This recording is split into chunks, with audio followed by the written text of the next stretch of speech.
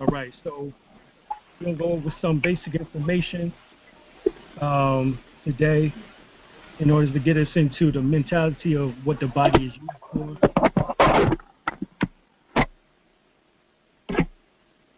All right, so the anatomy, the occult anatomy of man is by Manly P. Hall. He says the human body and symbolism. All right. In Scripture, we are told that God made man in his own image. It is so stated not only in the Christian Bible, but also in the holy writings of nearly all enlightened people. The Jewish patriarchs taught that the human body was the microcosm, or the little cosmos, made in the image of the macrocosm, or the great cosmos. This analogy between the finite and the infinite is said to be one of the keys by the aid of which the secrets of the Holy Writ are unlocked. There is no doubt that the Old Testament is a physiological and anatomical textbook for those capable of reading it from a scientific viewpoint. The functions of the human body, the attributes of the human mind, and the qualities of the human soul has been personified by the wise men of the ancient world. And a great drama has been built around their relationships to themselves and to each other.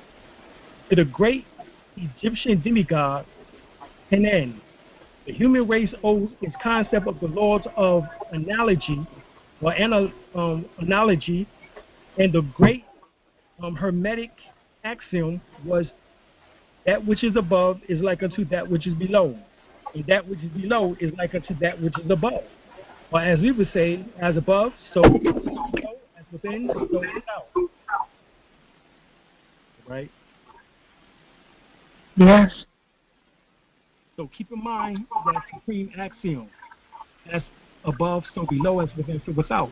Religion has primarily been presented to people according to the exoteric, or the outer court information. This information includes the basics on how to perform prayer and other rituals. Now, prayer was first utilized to activate the Kundalini energy, the internal power,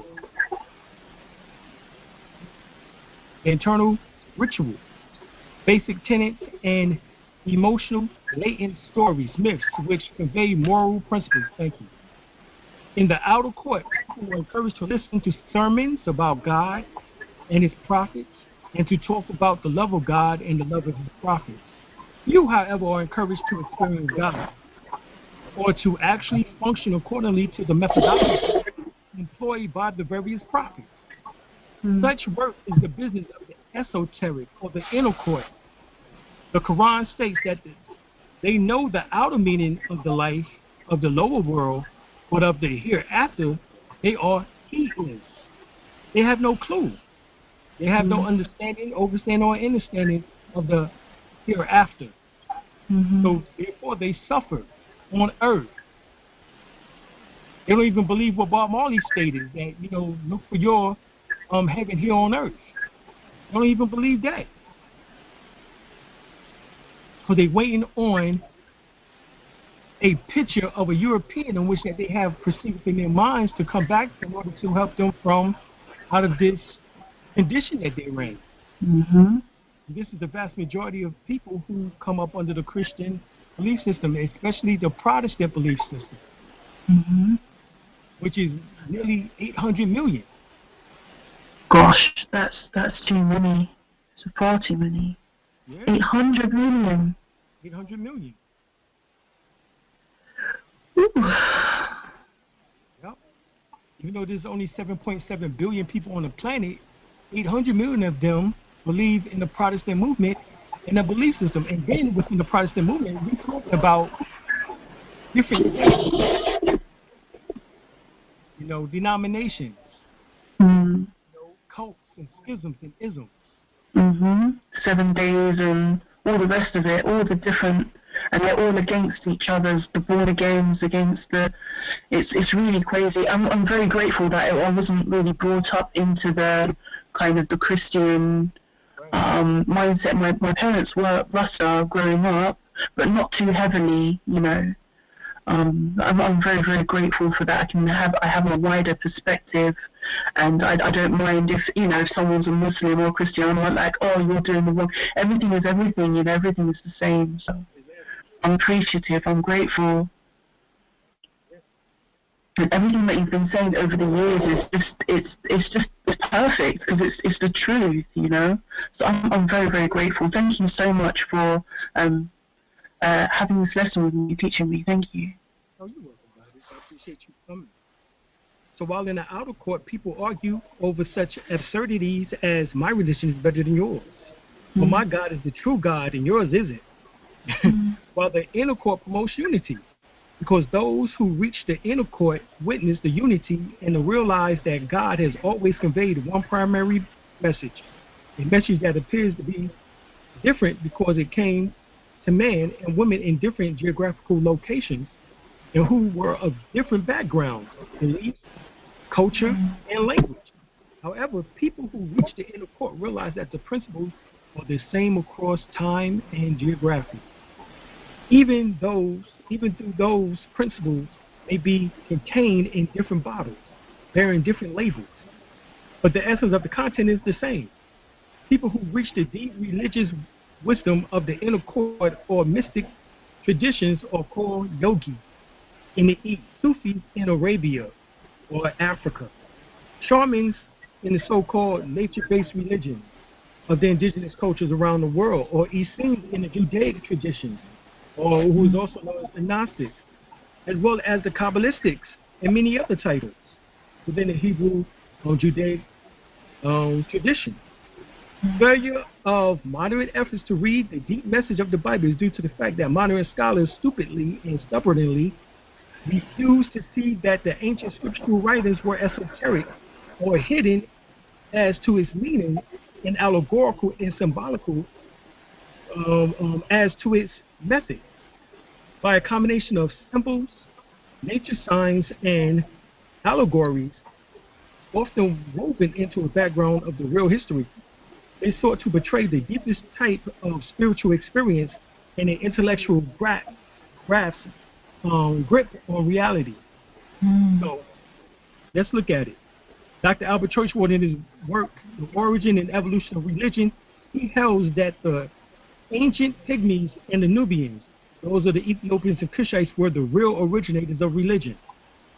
The late Count Sivani, in his book, The Ruins of Empires, writes, all religions originated in Africa. The Ethiopians conceived themselves, said Diodorus, and Greek historians, to be of great iniquity than any other nation. They supposed themselves also to be the inventors of divine worship, of festivals, of solemn assembly, of sacrifices, and every other religious practices. The late Dr. Bress, famous Egyptologist, maintained that the Ethiopians were the first to give religious thought and aspiration to the world. So, who are these Ethiopians that he's referring to? Well, we have a Pacific group called the Anuak, right? We also have another group who are known as the Falashin, or the Falashin Hebrews. All right. Here we have the Holy Bible. The word Holy Bible, for example, is broken down into its various meanings and labels, languages, excuse me. And the word holy is derived from the Greek word helios. All right. Helios.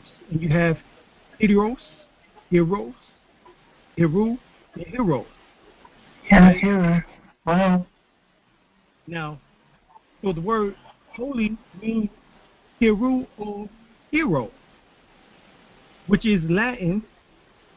The Latin word is halo. So Heru and Haru and hero and Haru, within the Greek and within the Latin, they both mean sun, illuminating light. In fact, the R and the L are interchangeable. So you have Helios or Helio or Helus, and you have Heru. Both mean the same thing. Both words are derived from the Metu Neter, the ancient Sumerian word Heru, another form of Ra or Saru. The word Bible is derived from the Latin word biblios or biblos, or what is called papyrus. The early Greek word papyrus, stemming from the metroneture, were papyra. The English transliteration of the word papyra is paper. So we still use the ancient Egyptian word to this very day for paper, coming from the metroneture word papyra. Hence, the Holy Bible is the derived word or phrase Ra Papyra. Ra Papyra is known as the Book of Knowing, the evolution of Ra and the overthrowing of Apep. And you can read this in the book, The Gods of the Egyptians, Volume 1, by E.A. Wallace Budge. Okay. So we look at the origin of the Old Testament. Aristides writes that Demetrius recommended Ptolemy Soter to gather a collection of books on kingship and ruling, like Plato, Philosopher's King, and furthermore to gather books on all the world's people that he might better understand subjects and trade partners. So Ptolemy gave Demetrius the job of gathering extant books and scrolls and supervising the translation of the books of all nations into Greek. Ptolemy Soter carried off about 100,000 Jews. They were deported to Egypt and fled there, still reeling from the influence of the Babylonian captivity.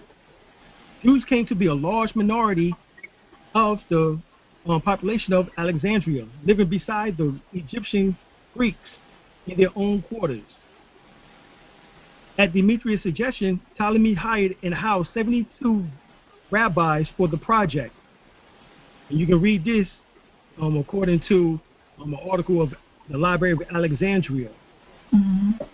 It says the workshop in which religion was modeled was in Alexandria, Egypt, focal center of culture, knowledge, religious speculation, and propagandism.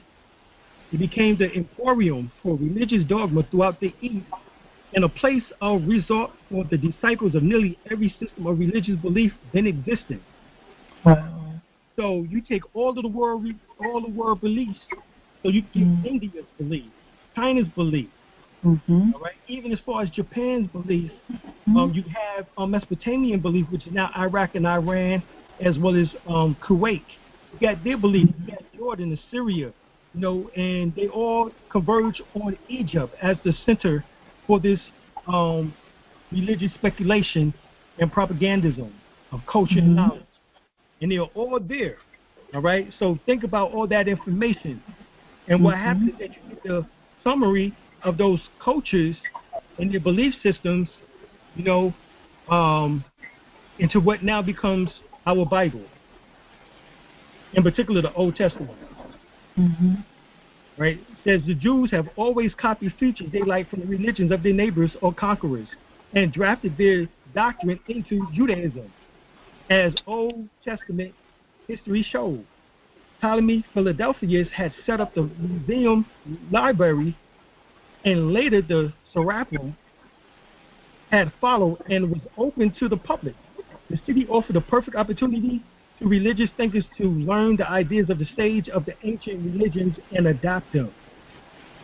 Theological schools arose, and a stimulating mix of pagan Judaism or Jewish and Eastern thought developed. Ideas was adopted not only from the other theologians common in Alexandria, but also from Zoroastrianism in Iran, and even thus the founders of the Neoplatonism, Amunism, Buddhism, and Hinduism from India, as I said earlier. Yeah. The men of every philosophy in every faith met, exchanged ideas and borrowed religious doctrines, revising their own religion in the light of the wisdoms of others. Right? So you get, according to C.F. Burgess, how the Old Testament came to be. He states, although the whole of the Old Testament has been written by 150 BC, The writings were not declared authorized or authoritative until 90 AD by a council of rabbis at Jamnia. It was this group who decided what or which of the later writings should be included in the Old Testament. It was at the Council of Jamnia in 90 AD that the compilation of the new official said Jewish canon, or what we call the revising of the original Septuagint Old Testament, began. All right, so even though these scriptures was already written by 150 BC, it wasn't until 90 AD. All right, so almost to 200. Yeah, that's what I thought. 200. So it's 150 BC going to 0, and then from 0 to 90. Right. Exactly. Wow. These people, they don't have. Tell me something though. But these people, they don't have no kind of anything of the known self. They don't have. Well, what I noticed is that the majority of people who teach on religions don't know this information I'm teaching you. Oh. That's why I'm teaching you, because they don't know this information. They don't know where their information comes from, and they've been reading these books all their life and don't know these books. But you will know the origin, so therefore you will be able to have an intelligent conversation with them and go beyond anything in which that they have ever known. Right, thank you. I appreciate this. All right, so Jesus Chronicles Old Truths Uncovered. This is by Judy James Carter. Mm-hmm. She states, it was not until 397 AD that the Bible assumed its present form. So even though the Old Testament was written 150 BC, portions of it was written 150 BC, it wasn't until Jamnia, that council of 90 AD, 240 years later, and then it wasn't until 307 years later that the Bible that we know of in its present form comes into being. And even then, all of it was not there. I'm going to give you the books in which that was there. Its first synod of Laodicea, held about 363 AD, an assembly of bishops decided which could be read out loud or aloud. Right? They were Genesis, Exodus, Leviticus, Numbers, Deuteronomy, Joshua, Judges, Ruth, Esther, First and Second Book of Kings, Fourth and Second Book of Kings, First and Second Book of Ezra, the Book of Psalms, 150 Psalms, the Proverbs of Solomon, Ecclesiastics, the Songs of Solomon, Job, the 12 Prophets, Isaiah, Jeremiah, Baruch, and the Lamentations and the Letters, Ezekiel and Daniel. Now, if you notice, that's the Old Testament. Mm-hmm. All right? So, we haven't even gotten to the New Testament side yet, have we? This is way back. Mm-hmm. Right. And the power that it must have had at that time alone, if they're saying, oh, we'll only pick and choose these to read aloud, that must mean that we'll give them a story to capture their minds and get control. Right, and that was based on, of course, as we know, the Catholic Church, the Catholicism. Mm-hmm, the Catholic Church. This is what this boils down to. Mm-hmm. All right, so the Bible has been crassly taken from literal truth about living personage on the stage of moral history, mortal history. All right, it has been rendered literally and historically. This is the most erroneous blunder, or egregious blunder. It says the most grandiose error in all human history. This mistaking of spiritual allegorism for literal human narratives. New research makes it positively clear that the Old Testament narratives are in its entirely rewritings of old Egyptian material, distorted and obscured as it passes through later Hebrew hands. Okay? Such a shame. Yeah, but I mean, it's still our information regardless. Mm-hmm. Mm-hmm. I can see how people cling to it as well. Mm-hmm. You see it. Sometimes I guess they see it, they feel it, they know it. That love, you know. It's there, but it's not there. Right. It says the Egyptian scriptures was never historical. It was spiritual symbology, pure and unalloyed. The strangest phenomenon of history transpired when later ignorance took the Egyptian constructions and converted them into absurd literal narratives.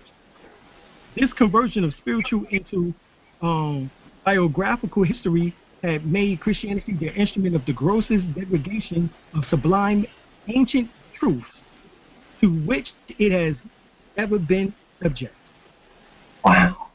Origin regards the whole Bible as a set of allegories, but the most astonishing declaration to this effect is St. Paul's own statement in Galatians that the whole story of of Abraham and Sarah and Hagar is an allegory.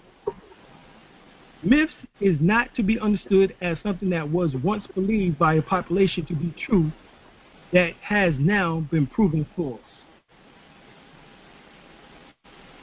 All right? Now, So, to me, this is what sorry. I see it as, because even though it was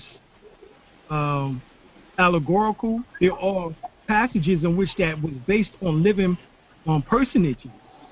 Mm-hmm.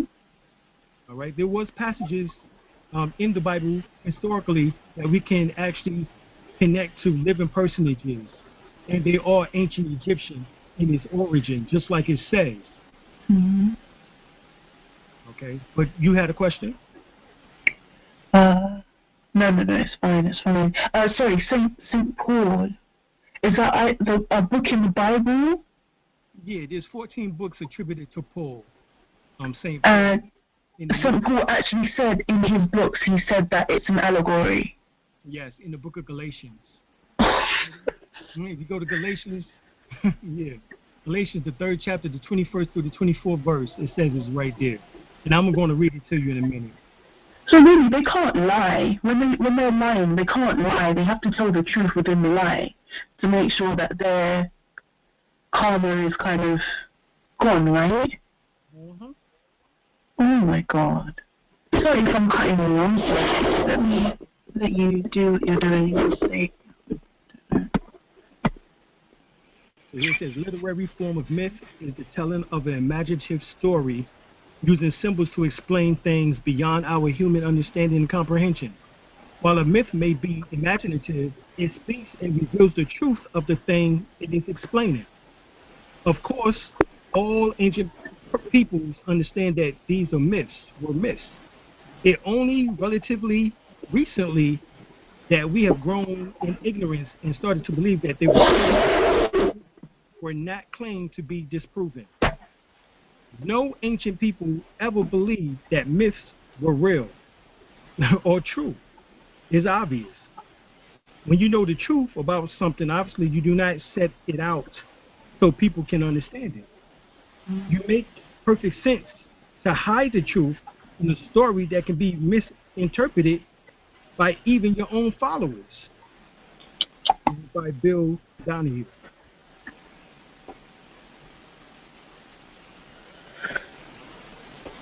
So, let's get to the origin of the New Testament. Since we found out the origin of the Old Testament, we're going to read a short synopsis of the Pisos family history. This is by Victor Manos, and he states in it that his family descended from Philip II of Macedonia. Right? King Philip was the father of the 2 sons, Alexander the Great and Lego, the rabbit. The Pisos line is descended from Legos down through the many Ptolemies, said the royalty of Egypt. It included Cleopatra and Orius Pisos. In their day, they was well known, and many great writers mentioned them. It was mentioned in the closed society of Zoroastrianism and priests of the Temple of Zala in the homeland of Pontus on the southern coast of the Black Sea. Zoroastrianism was originally an astro-theological spiritual system degraded into a religion founded by 700 BC, allegedly by a Persian prophet named Zoroastrus, or Zoroaster. The basic beliefs of Zoroastrianism is that there is a constant battle between the spirit of good and the spirit of evil, and that the earth is the battleground. But that's no different. Judaism is the same belief. Okay. You can see that in Islam, and you can see tenets of that in Christianity. Right. Everyone shall therefore be dedicated to fighting for good thoughts, good works, and good deeds. And we will be judged on how well we fought when we die. And this is the truth of the matter. Truthfully, there is the same belief system as the ancient Egyptians. So in 66 CE, Arius Pistos waged war against Jerusalem and defeated the Jewish people. The Pistos hated the Jews, all but the Herodians, who the Sadducees, who were relatives. All right, Arius Pistos tore down the temple there with the help of the Pistos relative Tatus in 70 CE, just as Caesar had torn down the temple at Zillah. To commemorate his victory and to create a religion to keep the slaves humble, he and his family authored the New Testament, cleverly inventing a Jesus Christ with the same initials as Julius Caesar, JC, oddly enough. What would JC do? Which one? Jesus Christ or Julius Caesar? Who would replace Caesar at the head of what would become the new state religion of Rome, Christendom or Christianity. So here it is. In the Holy Bible New Testament, Galatians, the 4th chapter, the 21st through the 26th verse, it says, 21st, it says, tell me ye the desire to be under the law. Do ye not hear the law? For it is written that Abraham had 2 sons, one by a bondmaid, which is Hagar, and the other by a free woman, who is Sarah. But he who was of the bondwoman Hagar was born after the flesh, Ishmael. But that of the free woman was born by promise, Isaac. Which things are an allegory? That's what it says right there in the 24th verse. Which things are an allegory? But these are the 2 covenants.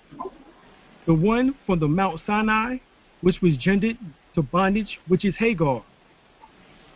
For this Hagar is a Mount Sinai in Arabia, which actually is in Egypt, and answers to Jerusalem, which now is and is in bondage with her children. But Jerusalem, which is above, is free, which is the mother of us all. So these are allegories, and the Bible reveals that the story of Abraham and Sarah was an allegory. Right. Allegories are intentionally chosen as a means for communicating knowledge. Allegories dramatize cosmic laws, principles, processes, relationships, and functions, and express them in a way easy to understand. Once the inner meaning of the allegory has been revealed, they become marvels of simultaneously scientific and philosophical completeness and conciseness. The more that they are studied, the richer they become. All right? So the more that you read the Bible, the more comes to you as you study it. You won't have the same interpretation of it as when you read it the first time. The inner dimension of the teachings embedded into each story makes them capable of revealing several layers of knowledge according to the stages of development of the listener. The secrets are revealed as one evolves higher. The higher we get, the more we see. It is always there. The Egyptians, ancient and present day Galadi, did not believe these allegories as historical facts. They believed in them in the sense that they believed in the truth behind the story. The Christian seemingly religion threw away and lost the very soul of their meaning when they mistranslated the ancient Egyptian allegorical language into alleged stories instead of viewing it as spiritual allegory. The result was a pathetic, blind faith in a kind of emotional and superstitious supernaturalism, and effectively aborted the real power of the story. Allegories to transform the life of each individual. So that's what these allegories was meant to do, was to help to transform our mentality, right? Our emotional state. You know, you won't want to be like David, you know, who put Bathsheba's husband on the front line in order to kill him off so he could get with her. You want to be like Moses to kill 2 Egyptians, you know. So these are things, these allegories, these stories are given to us so that we won't be like these characters that we see in there. At least not the bad part of them. We want to engender the good part of them. Right. Right? This is really what this key is. Right. So we broke down the Bible. So let's get to the Holy Quran and see what that means.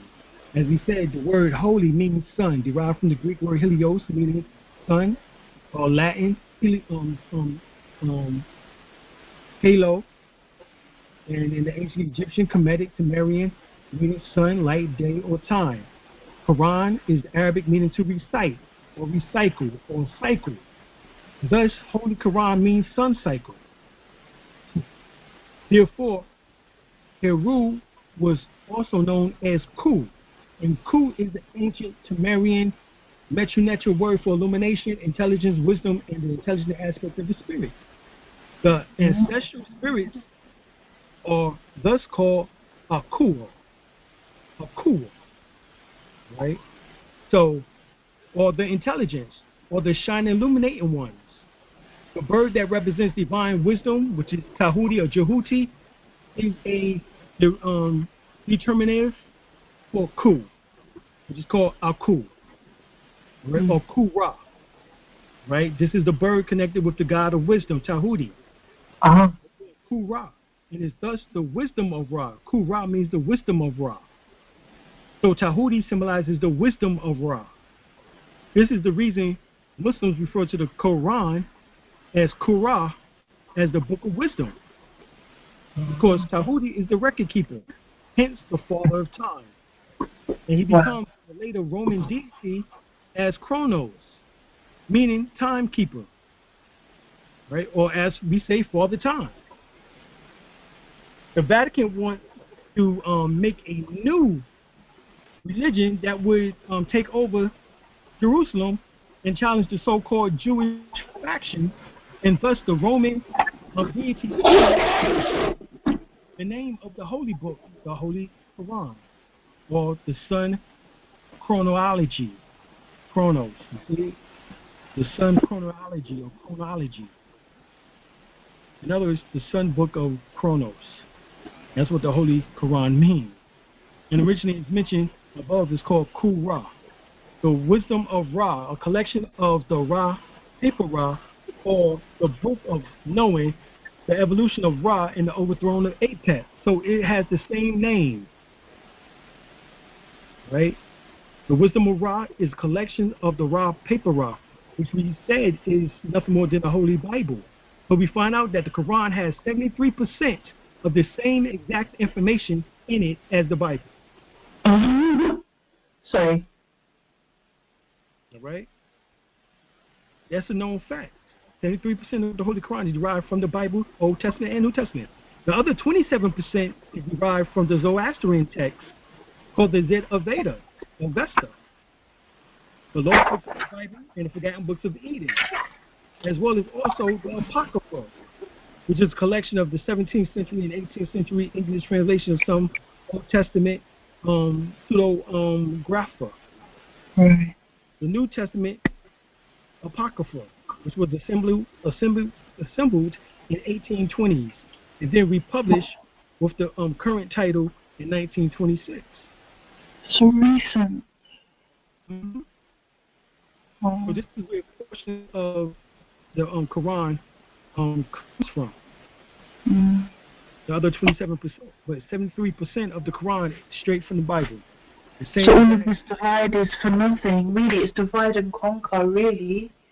Just divide for no reason. Right. Wow. Right.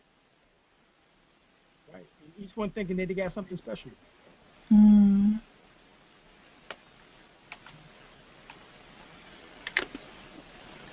neither one want to go back to ancient Egypt to find the truth. they want to hear nothing. Their ears are closed. The book said so. The book said, don't look up, don't look left, don't look right.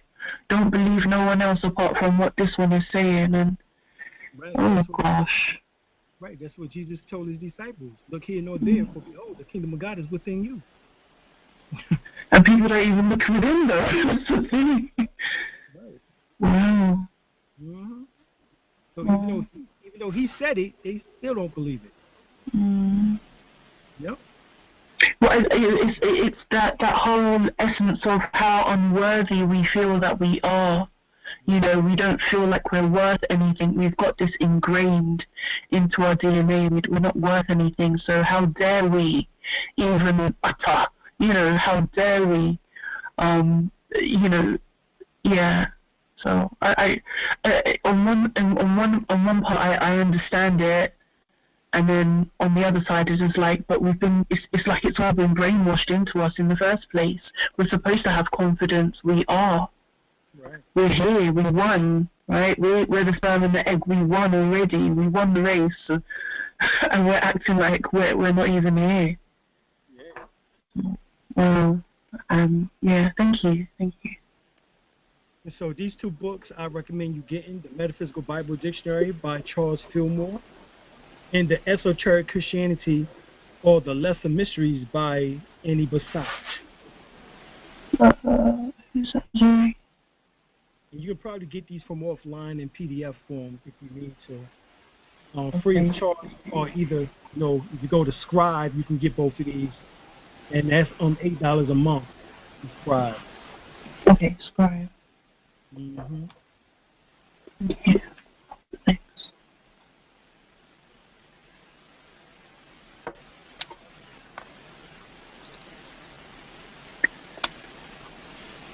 I actually, sorry to cut you, but just a few days ago, actually, I just got the Jewel and the Lotus. Yeah, after watching one of your videos, I was like, I have to get that book. I have to get it. You touched on it briefly in one of the videos, and I was just like, yeah, I have to get that book. It's time now, so I've got that. I'm looking forward to reading it. I'm not just ready just yet, but I am looking forward to reading it very much so, and seeing if there's exercises in there, not with a partner, but because obviously I'm single, but just sort of breathing exercises and things like that, just to build myself up. Right. The first portion of it is for single, and the second portion is for couple. Yeah. Yep. Yeah. But yeah, you get something definitely from the whole book.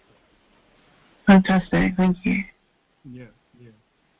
He became our teacher in 2005 after my other teacher passed from in 2004. So may you rest in peace. Mm-hmm. Yes.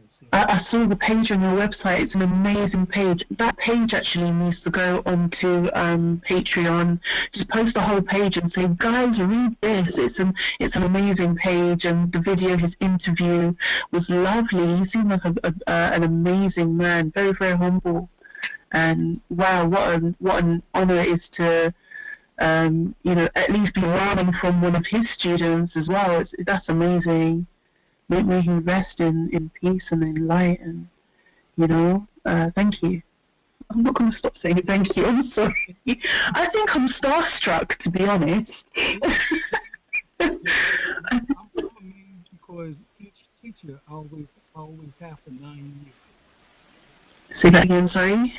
Right. So that's something that's kind of strange that I always have these teachers for 9 years. Wow.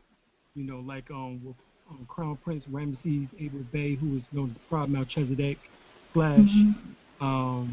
I had him as my teacher from 1995 to 2004. And then Master Sunyata from 2005 to 2014. So that 9-year cycle is things for every time I have a teacher takes place. Wow. So we've seen that as allegorical stated in the Bible, but it is also stated in the Holy Quran that is allegorical. Surah 3, Ayat 6. He, it is who has revealed the books to thee. Some of the verses are decisive. They are the basics of the book, and others are allegorical.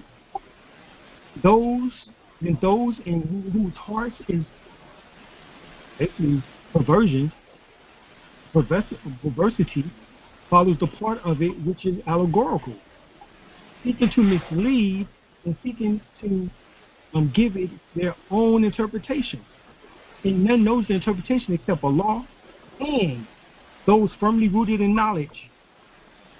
They say, we believe in it. It is all from our Lord, and none do mind except men of understanding. So when we look up the term allegory or allegorical in the Bible and in the Quran, we go to Merriam-Webster Dictionary, and we look up allegory, and it means the expression by the means of symbolic, fictitious characters, or fictitious figures, characters, and actions of truths and generalizations about human existence. Also, an instance as in a story or painting of such expression, a symbolic representation, emblem. Therefore, Abraham, the supposed father of Judaism, Christianity, and Islam, did not actually exist by that name in human form, and neither did his sons Isaac, who's supposedly Hebrew, Israelite, Jewish, Christian father, and Ishmael, the supposed Arab father, but they were symbolic, fictitious figures in the so-called monotheistic belief system or religion of Judaism, the Holy Torah, Christianity, the Holy Bible, New Testament, and Islam, the Holy Quran, are many stories and tales from older stories and tales of human evolution and awakening. If you get yeah, everything's a cycle. right. It's like you writing a book. Yep. Yeah. And then someone rewriting it, obviously, but it's your book. But they miss the point of your book. But right. It's still based on your book, yeah. Everything's a cycle. Yeah. Is this the concept of time not being linear, then? Right. Being like cyclical or a circle, a cycle? Right. Time is a cycle, not linear. Same stories and information keep coming back over and over again, around and around. All right, so we find out that Abraham actually was based off of a historical figure known as Amenhotep, the first of the 12th dynastic period. He was the first pharaoh of the 12th dynastic period, or Nagu of the first of the 12th dynastic period. Amenhotep. Yep, Amenhotep. Amenhotep, the first. Yep, so Amenemhet or AT. Thank you. So that is Amenhotep the first. So that's who Abraham actually was. Right. So they based that on him. To remove the black from the core, they wanted to be the most important ones, right? So if they put a white figure there instead of a black one, it then makes us feel... Right, to make us feel inferior. Yeah. If we had no portion or play in the biblical events. But yet, this is the most read book on the planet Earth. You go to hotel rooms, and in the drawer is the Bible. Wow. Nothing else is in the room. A TV and a Bible. That's what's in the room. So if you go to hotels and motels, that's what you find is the Bible. The Bible is the most read book in the world. Even though the majority of people don't ever read the whole book. Even so-called good Christians. I tried. I read up to King's second chapter, and I think I got confused. I just thought, you know what? I don't think I can do this. A chapter a day I was doing, and I got a bit confused. After the father and the father and the father, I was like, where's all the women at? Yo! I read it 4 times. Wow. And from the age of, I think from the age of 11, so 11, 12, 13, 14, going into 15. And of course, I know now if I read it, of course, it will have an even deeper understanding of the information now because I was a child then or teenager, you know. But even then, that made me go straight into metaphysics because I understood the Bible and also metaphysics at that same time at that early age. Actually, I started at 9 with the metaphysics because I asked my mom to give me the Time Life books, Time Life magazine books, and she did. And those books was filled with metaphysical information. Wow. So that's why my information is different than everyone else's because I've been able to put this information together based on over a 40-year period. Wow.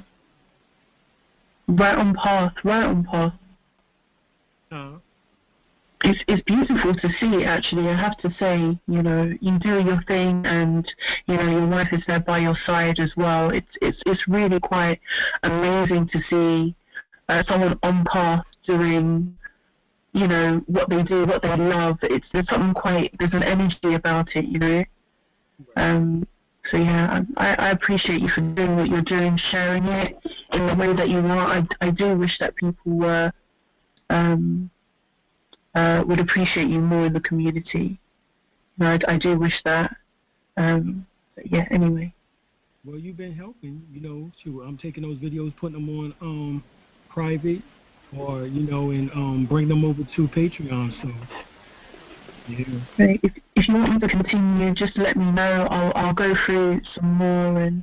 Yes, please. Continue on. Yes. Thank you. I thought that I was overstepping my mark. It dawned on me. I was like, who am I to tell the mighty? Who the hell am I to be telling these you know, wonderful people who are sharing this information that it needs to do anything? Like, who am I to do that? It dawned on me. I was just like, oh gosh, I've done a big wrong here. I need to humble myself. That's what I needed to do. Definitely. You are God, and so you see some flaws that could be corrected, and so we appreciate you for that. Appreciate that. Thank you. Yeah. So the Pope through the ages have known that Jesus is a fraud and said so. Pope Leon or Leo X said, "How well we know what a profitable superstition the fable of Christ has been for us." What do you mean by that? Oh gosh. Bible myths. Profitable superstition. Hold on. Fable. Oh. Right. Is that Doran's Bible myths? Doan's Bible myths. Yep. Get that book. Yep. Okay. Myths. That's plural. Myths. Okay. But the core and the message is still there for people to, if it's like what do they call it? Like a riddle. Not a riddle, you know, like an African proverb or something. It just sticks with you. It makes it memorable. Right. So it's not necessarily a bad thing. It's just been designed like that. Right, and I tell you where it came from. The origin of Christ is from Keres, which is the ancient Egyptian deity Osar, which is Osiris. And his incarnation child or incarnated child is Heru. Yes. So what they call the fable of Christ actually is Keres, but the way that they put it together, the interpretation which they gave to the masses is the problem. And this is the superstition in which that made so that they, you know, the Catholic Church has been so profitable from. Hold on. So Jesus is both Asar and Heru. Right. Right. The Father and the Son. Right. And then they just removed Aset completely. Well, they made her a ghost. They made her invisible. She's the Holy Ghost. Yeah. Yeah. You know, and ghosts is, you know, you talk about ghosts, Negroes get scared, boy. catching the spirit at church, rolling around and stuff. Right. Yeah, I caught the Holy Ghost. You caught it. But where was you Yeah. at before you caught it? Yeah. It's, oh gosh. Okay, so we'll come on down so we continue going in.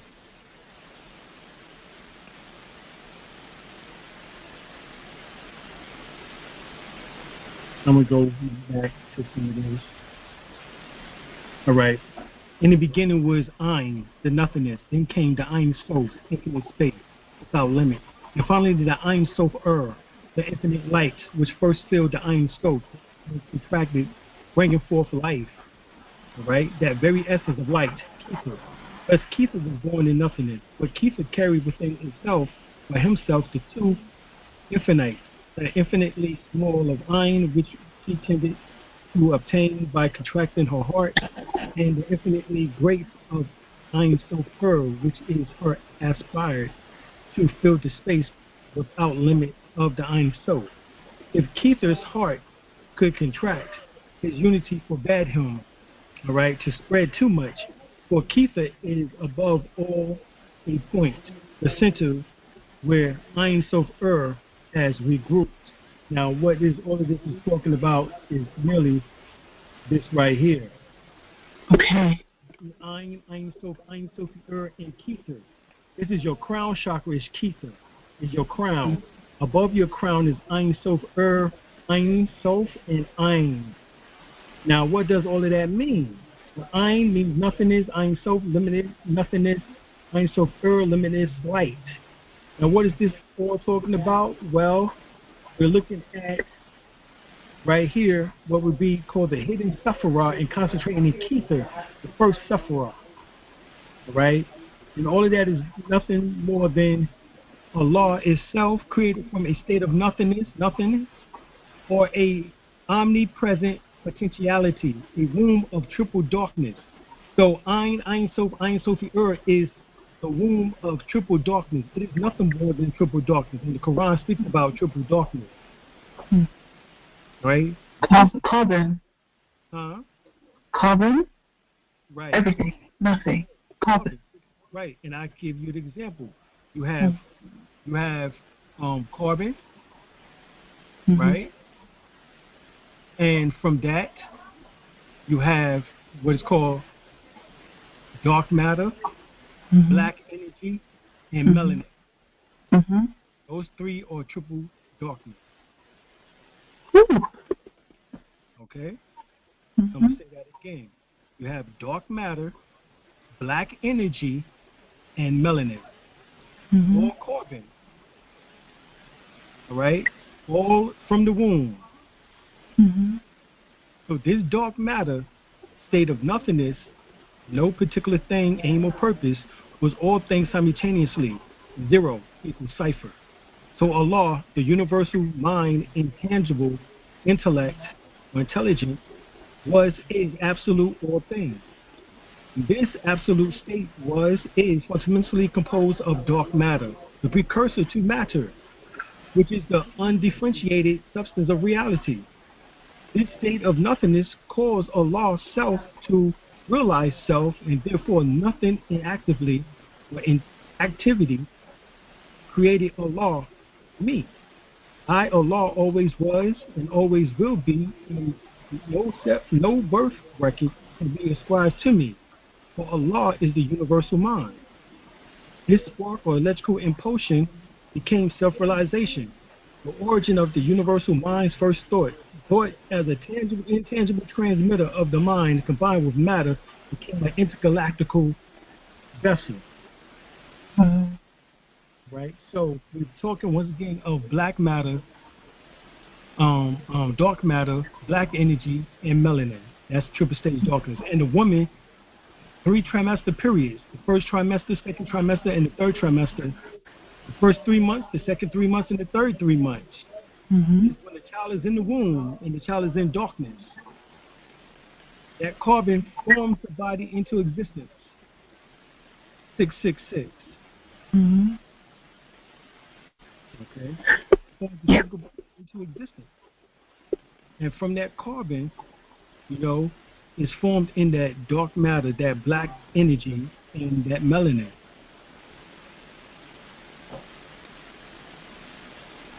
Okay, so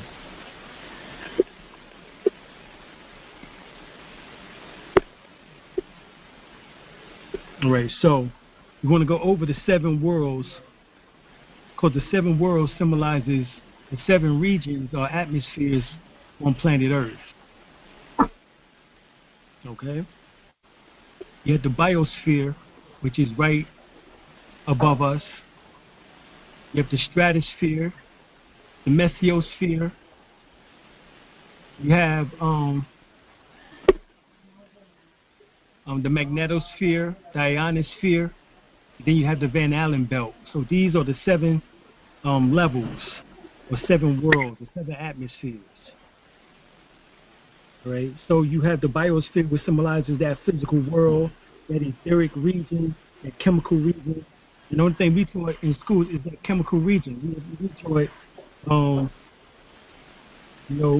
solid, liquid, and gas, and that's it. Mm-hmm. We're not taught about the etheric region. Chemical ether, life ether, light ether, reflecting ether. We're not taught that.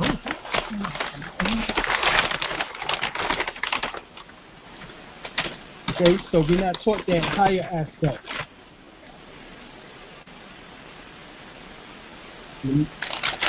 Right, then we have the desire world, which is the astral or emotional world, emotional body. The etheric is the etheric body, all right, which is about 2 to 6 inches above our physical body right now, and it looks identical to our physical body. That is what's called our doppelganger. Right. All right. Then we have the astral body, or the emotional body, which is the desired world, in which that is composed of passion and low desire, impressionability, wishes, which is reposation. Then we have the indifference, interest, which is the region of feeling. Then we have the attraction, which is soul light, and soul power. Right? So, James Brown wasn't playing when he said soul power. All right? That is the highest portion of the desired world, which is our astral body.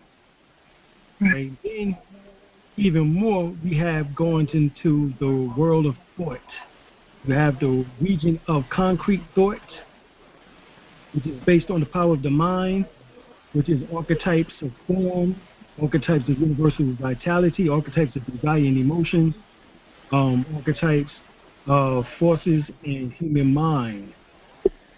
Then we have the second portion of the world of thought, which is the region of abstract thought, which is human spirit. We have the 5th region, which is germinal ideas of desire and emotions of animals and man. The role of 3rd aspect of spirit in man.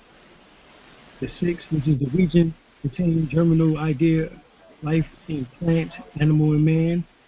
And then the 7th region contains the germinal idea of form in mineral, plant, animal, and man.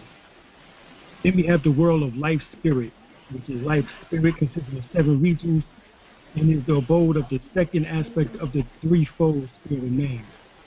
We have the world of divine spirit, consisting of 7 regions and is the abode of the highest spiritual influence in man, divine spirit. Then we have the world of virgin spirit, right, which symbolizes the vehicles of man. The world consists of 7 regions and is the abode of the virgin spirits when they have differentiated in God before the pilgrimage through matter. Then, of course, we have the world of God, all right, consisting of 7 regions of the abode of God. Okay? So these are the 7 regions, the 7 worlds, the 7 atmospheres in which that when we pass physical form, our emissions, our electronic emissions from our body goes and dwells, which is our doppelganger, etheric body, technically goes and dwells in the ionosphere, which would be what we call the astral plane. All right, you have magnetosphere and ionosphere. Both of those are located together technically, right? Right. All right, so that's where we go after we pass physical form to there. That is our heaven. In fact, the magnetosphere, ionosphere is a mirror-like reflection of everything on Earth. Matter of fact, everything that is seen on Earth has a faint image of everything there in the so-called magnetosphere / ionosphere. Wow. So it's like a different dimension, really. It's another. Is that 5D? Or that's what we call it, the mirror dimension. Okay. Yeah, wow. That is powerful. Wow. Mm-hmm. Okay. So that's how we know there's no such thing as death, is because we go on the other side, as the Christians say and old timers say, on the other side of the river. The river symbolizes the reflection. Oh. That is the reflection, is the ionosphere, magnetosphere. That is the other side of the river. That's where we see that everything that exists here on Earth has a faint representation there, in the ionosphere. So when we pass, we are able to communicate with our ancestors because of the fact is that mentally our minds are able to project, to the astral plane, to what we now call the magnetosphere and ionosphere, or what we also refer to as heaven. Right.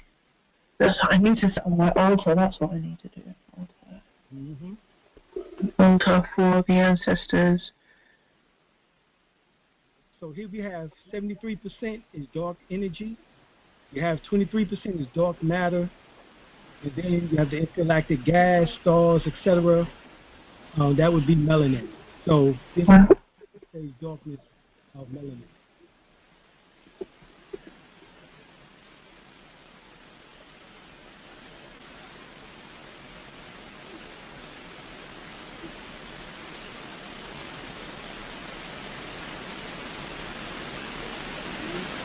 All right, I symbol is an eye, one eye. All right, as in the third eye. That's what that actually is symbolic to. All right, here we have the pictograph, which becomes the same symbols within Hebrewism. Symbols are also found in Phoenician. Okay. All right. And as you see here, you go to Ein and you see the shape of an eye. Eye, to see, experience. Then you go to Latin, you see it. You go to Hebrew, Old Hebrew that is, which is Phoenician, Moabite, you see it. You see Aramic, you see it. Even in Greek, is Omega, you see it. Yeah. Mm-hmm. I see that. Mm-hmm. So the circle within Hebrew, which is Ein, symbolizes the eye itself, the eyeball, which is also the Omega symbol. Okay. So when the Bible says that Jesus is the Alpha and Omega, it's talking about that Jesus is the third eye. Mm-hmm. Okay. Because as you see here, Aleph, which is ox, strength, leader. Okay, so the leader of your body is your third eye. That is your endocrine gland called your pineal gland. Mm-hmm. That is the leader of your endocrine gland system. This is what it means by Alpha and Omega. Tell me something. This Christ consciousness, Mm-hmm. it's not something that you can maintain for. Obviously it rises and falls. It is something, just like everything else. it is something to be worked on to maintain continuously.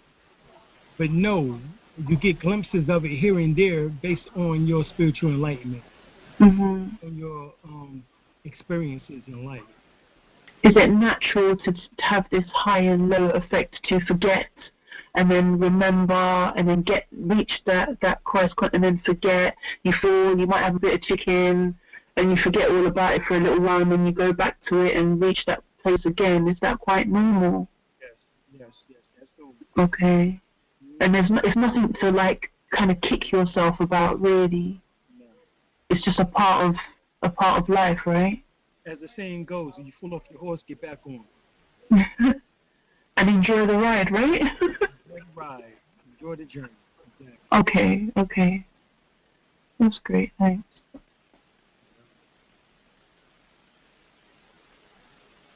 So here, Proto-Canaanite, as you see here, Ein, or Omnicron.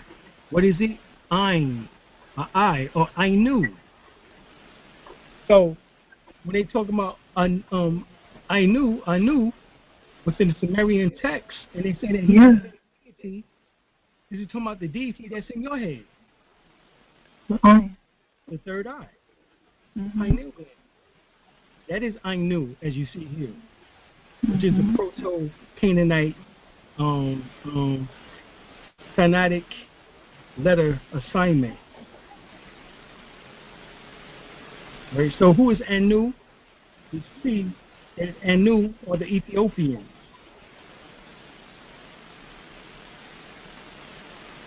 Right. As you see here, this is a symbol of Anu within the Arabic script, or Ain. Ain. Ain. So you have Alif, Ba, Ta, Da, Jin, Ha, Ka, Dal, Dal, Ra, Zay, Sin, Shin, Zod, Dod, Ta, Ain, Grain, Tor, Kaf, Lam, Mim, Mu, Ha, Wa, Lamali, Hamza, and Tamabuta. Which these aren't on here, but it comes up to 31 alphabet. Okay. Arabic, Arabic alphabet. All right. Ain, as you see here, 1, 2, 3, 4, 5, 6, 7, 8, 9, 10, 11, 12, 13, 14, 15, 16, 17, 18. The 18th letter in Arabic is Ain. It's backwards 3, yeah. Yep. Now the 16th alphabet in Hebrew is Ain. And as you see, wow. Own. And it just depends on which way people write, left to right or right to left, or... You got it, exactly. Wow. Om is everything, right? It's the source. Yeah. It's the vibration, the consciousness of the entire universe. Yeah. But that's what Ain symbolizes. So the third eye is the apparatus that give you consistent connection to the whole universe. Okay. That's why the third eye, that's why you can't hide nothing from the third eye, or as we call it, the first eye. It is the all-seeing eye. It sees everything. So when they say Allah sees everything, that is exactly what that means. The all-seeing eye is the pineal gland, the third eye. It's just like an owl. That's why the symbol of the third eye is an owl, because the owl can turn his head around in a whole 360-degree rotation. Right. So, Nothing's...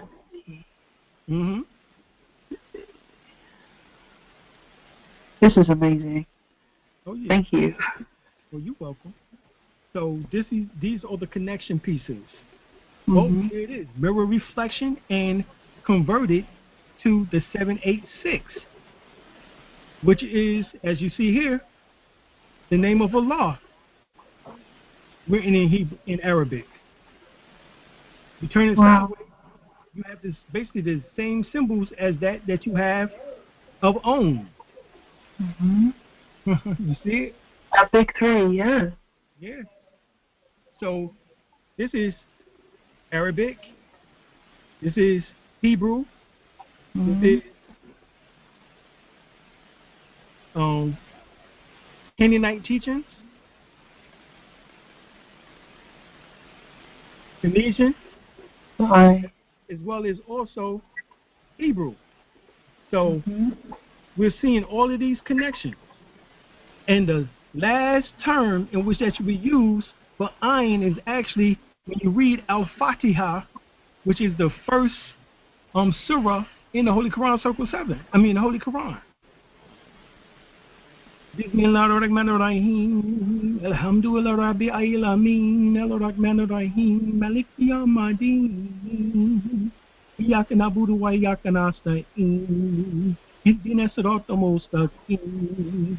Siratal ladzina an'amta 'alaihim. Ghayril maghdubi 'alaihim waladdallin. Amin. That sound is the ayin sound. Mm-hmm. And it opens your third eye as well as all of the other endocrine glands in your body. So the pineal gland, the pituitary gland, your thyroid gland, your thymus gland, your pancreas, spleen, your adrenal glands, your prostate gland within the male, intestines, uterus, and ovaries within the woman. Those 7 glands are activated off of these 7 verses. So these 7 verses in the Quran are meant to align your 7 chakras. Wow. So it really doesn't matter which avenue that you choose. Just practice, just practice, right? Just do. Yep. Right. Therefore, that's the reason why there's no religion greater than other one, because they all have these keys. Mm-hmm. Of course, we'll have to. I mean, 73% of the Quran came straight from the Bible. Mm-hmm. And in Christianity, it would it be the Psalms? If there's songs and things like that. Oh yeah. Psalms actually are songs. Yeah. Songs of Psalms, those are songs. You also have the Songs of Solomon. Yeah. Yeah, that's right there too. Proverbs is poetry. Ecclesiastics is poetry. So all of those are songs. Yeah. A question, sorry. They created all of these different clouds to make it confusing for people, intentionally, or is it just because they couldn't understand it themselves? Like they can't. It baffled them to see it on the walls in hieroglyphics, so they had to make their own version of it so that they could understand it, because they didn't have the eye, they didn't have the melanin, they didn't have the sense to absorb it naturally in its purest form. Right. So they had to go away and dilute it a little bit and make it their own thing. Right, they had to dilute it, dumb it down in order to make it their own. Right, and then come back and give it to the original people as if it was something in which that we never had. It's awful, and that goes with everything. I was just reading on your website the page about what is it? Just the foundation of the laws, and I didn't even get I don't even think I was halfway down, and I was like, these people even lied about which country is which. Hold on a second. Mm-hmm. Hold on a second. Everything is twisted. Everything. Because true, we can't just fly up in the air and look to see which country is where, and what the name of it is. Because when we fly up, there's no name of anything. It's just a land. Wow. Well, I'm really enjoying this. I'm going to really enjoy this course. Thank you very much. Sorry to keep cutting you and chatting and stuff. Sorry. Thank you. You fun, got it. Well. All right, so what we know is that Fatiha, which is the name of the first surah in the Quran, is from the word Fatima, which was Prophet Muhammad's first daughter.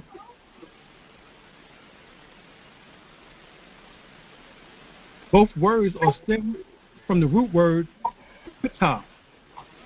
Now, who's Ptah? Ptah is the ancient Egyptian deity. He was known as the god, or the god of the gods. Well, Ptah is said to be the god of the gods because if you notice here, you overlay Ptah inside of the brain. Mm-hmm. And Ptah symbolizes the pineal gland, the pituitary gland, the medulla oblongata. Mm-hmm. So all of the glands in the brain, the hypothalamus, the thalamus, is symbolic to Ptah.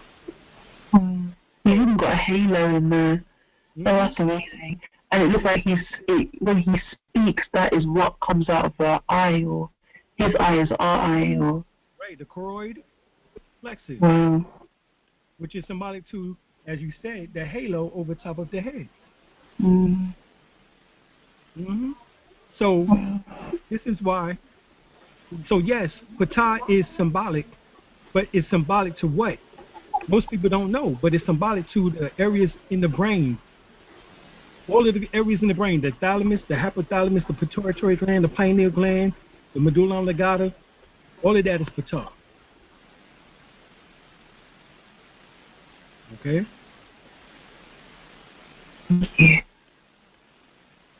If you notice here, it's called the brainstem, and it looks like a dinosaur. Same area as Ptah. Mm-hmm. Okay? This is what is called the reptilian portion of the brain. So Ptah symbolizes the reptilian portion of the brain.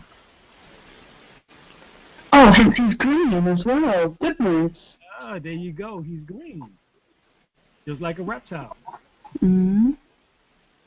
Or where they got this concept of the green aliens from, right?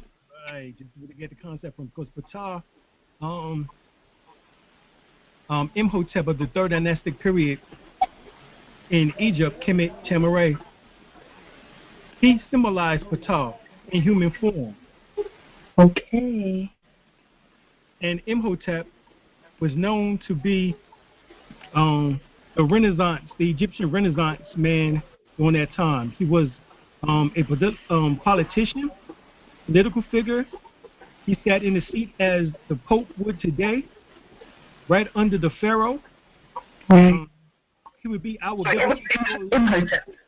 Right, Imhotep would be the biblical story of our Joseph in the Bible. Right. He would be the representation of our Joseph in the Bible. And guess what? He was a Twa. So he was a small guy, about 4 feet, almost 5 feet tall. Wow. Right. So we know that orgasm happens in the brain, right about here. You see that is right above the third ventricle area in the brain. Okay. So the inner chi needs to rise and climax. Do not ejaculate, hold it, contain it. Focus your attention on what you want to create for the betterment of all human beings around the world and throughout the galaxy. That's how powerful the ejaculation is for the male particularly. And the women can try it too. It's what is called a hold back technique, which you'll learn from the book Julian the Lotus by Master Sunyata. Okay. All right, so this is the pineal gland. And as you see, the pineal gland looks like a mushroom on the head of the phallus. That's why it's called the pineal gland. And as you see, the head of the penis is called the pineal gland. Mm-hmm. Now, if you look here in Genesis 32:30, it says Jacob wrestled with God, who was the angel who was named Uriel, which means the light or the fire of God. So it wasn't God. It's in its totality, it was a portion of God in physical form, obviously, for him to wrestle with. Then Jacob asked him and said, "Please tell me your name." Well, he said, "Why is it that you ask me my name?" And he blessed him here. All right, he blessed him there. So Jacob named the place Peniel. Now look at that now, Peniel. And that's the same as what? That is basically spelled as the same as that of the penis. Hey. And for he said, "I have seen God face to face, yet my life has been preserved." Now the sun rose upon him just as he crossed over what? Peniel. Right now, the word is respelled and is more closely recognized as the pineal gland. And he was limping on his thigh. His thigh? That's weird. That's so weird. And he was limped. Well, what happens when this... Of course. I know, that's what I'm saying. It's so weird. But also, so if they know the truth and that, why would they then pervert? Why would they create all of this perversion around something that is quite natural? Because they wanted to make it incoherent and misrepresentative to the people, so they can have their own misinterpretation. So that the best thing you can do is conquer and divide. So the more that you have people, Baptists versus Methodists, Methodists versus Jehovah's Witness, Jehovah's Witness versus Seventh-day Adventists, Seventh-day Adventists versus Pentecostal of Holiness, and so forth and so on. You got a good system of them keeping infighting amongst themselves, and at the same time, you can take over and do what you need to do for you and yours.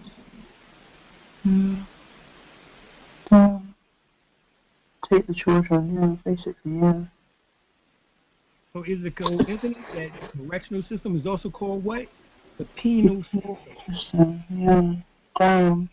Thus refer to a network of agencies that administer a judicial prison and community-based programs for parole and probation boards.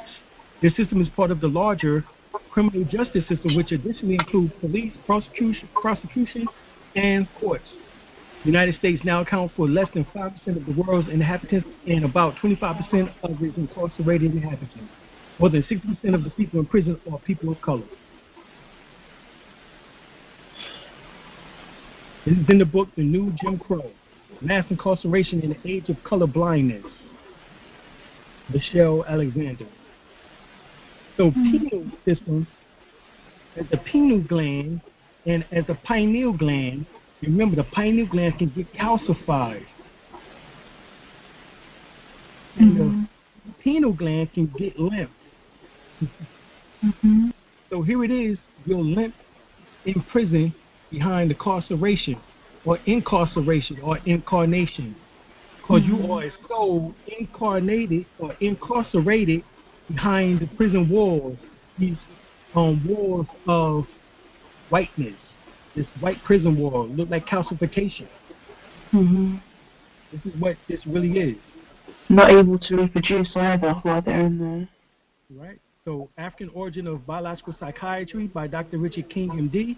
That scientific research reveals that most whites are unable to produce much melatonin because their pineal glands are often calcified and non-functioning.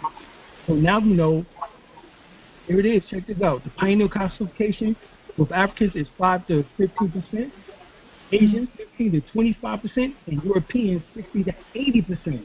Is that a coincidence that more than 60% of the people in prison are people of color? When Europeans have the same rate of pineal gland calcification, and then we have the same rate as them in the incarceration halls of prison, that's no coincidence. This is the chemical basis for the cultural difference between blacks and whites, causing some black scholars to raise the question that the European approach, that of the logical, erect, rigid, anti-feeling posture, reflects a left brain orientation and reflects that they lack the chemical key of melatonin to turn on their unconscious and therefore cannot get into their feelings. So Barnes writes, melanin is responsible for the existence of civilization, philosophy, religion, truth, justice, and righteousness. Individuals, whites, contain low levels of melanin who behave in a barbaric manner. Melanin gives humans the ability to feel because it is the absorber of all frequencies of energy. Dr. Wilson writes or states that since melanin is the super absorber of all energy, it is essential to establish this understanding of God in all energy. The fact that the albino, or albion, whites lack melanin may also help to explain why, in view of the non-white people, they whites lack spirituality and the capacity to tune in and thereby establish harmony and justice. Right? So,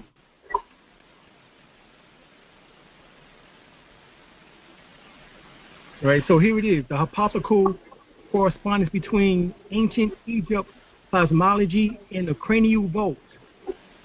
Right, here you have the vault of heaven, and you see it's representative of a bird, which is actually symbolic to Ptah, as we said earlier. You have the corpus callosum, the bark, you have the thalamus, the Ra's sun disk, and the pineal, which is Osiris, which is also Ptah. Right? As you see here, this is the bird inside of the brain, and this is what this is showing. The vault of heaven is nothing more than as above, so below. As within, so without. Right? You see here to the middle, Nut and Geb. The phallus is sticking up, and as you see here, this is symbolic to the rays of the particular stars going up into what we now refer to as the Milky Way galaxy.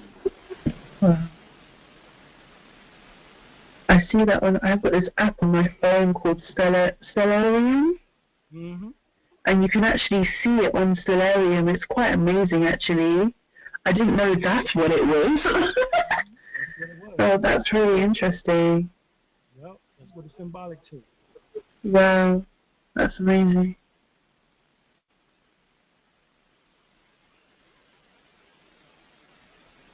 All right. All right, so angels, ghosts, deities. The aura that is radiated by these higher energy entities is generated the same way that an aurora is generated. Now remember, we have the aurora of the south aurora and the northern aurora, southern aurora and the northern aurora, which is known as the northern lights. Poles, the magnetic poles, right, on the planet Earth, brings in and sucks in cosmic energy, solar energy, stellar energy into the pole, producing the aurora borealis, as it is called, the northern and southern and northern lights. In this case of an aurora, the electrons passing through space are captured by the Earth's magnetic field and follow spiral and helical tracks about the magnetic line of force, and in the process collide with the gas in the neutral atmosphere, generating the aurora. In other words, the lights. Similarly, charged particles, popularly known as particles of chi, prana, or kundalini in the metaphysical literature, are captured by the electromagnetic fields of the bodies of angels, ghosts, and deities, which then flows down and up twisted magnetic, helical, or spiral lines of force into their higher energy body, generating colorful auras as they react with the particles of the environment and in the subtle bodies of even ourselves, which is what produces the various colors of our aura based on our thought and perceptions. Furthermore, their bodies are also thermochromatic. A thermochromatic body produces color changes in response to the heat generated by electrical current within the high energy subtle body. So this is how angels, ghosts, and deities are formed in their magnetic plasma bodies. Right? They can utilize the energies from the cosmos. And based on our thinking of them, can actually form what appears to be somewhat of a solidified body.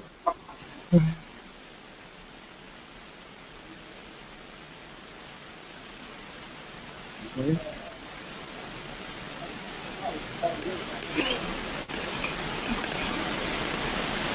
Again, nothing to be scared of. Nothing. We have nothing to be scared of. No, there's nothing to be scared of. Now, when you break down how they are formed, Mm. formed from the light, same light in which that we're formed from. They can be formed. In fact, Dr. Lancer, he goes in and breaks it down. Actually, he indicates that the structure of the universe we live in, its laws and forces are constant and in fact fine-tuned for life. This implies the existence of intelligence prior to matter. But that's what we do know, that we existed prior to becoming physical form. It's the iron. The iron, right. Exactly. Exactly.